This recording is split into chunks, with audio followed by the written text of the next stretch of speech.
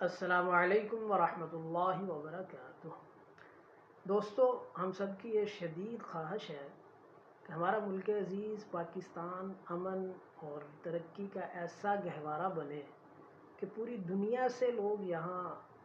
علم حاصل کرنے کے لیے، اس کے امن سے، اس کی ترقی سے فائدہ اٹھانے کے لیے، اپنے بزنس کرنے کے لیے یا نوکریاں تلاش کرنے کے لیے پاکستان آئے۔ آپ کو یقیناً یہ سن کے حیرانگی ہوگی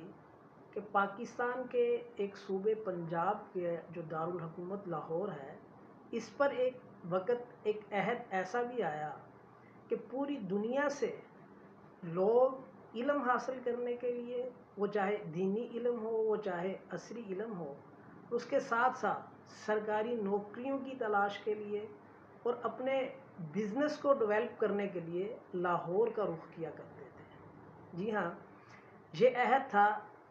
سلطان محمود غزنوی علیہ الرحمت کا، اور اس کی سلطنت کا یہ دوسرا بڑا اور متمدن شہر تھا۔ اور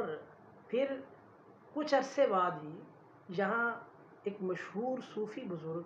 جنہیں ہم سب حضرت داتا گنج بخش علیہ الرحمت کے نام سے جانتے ہیں، وہ بھی یہاں تشریف لے آئے، اور یوں یہ تصوف اور علوم و معارف کا بھی گھر بن گیا، اور پوری دنیا سے یہاں تحصیل علم کے لیے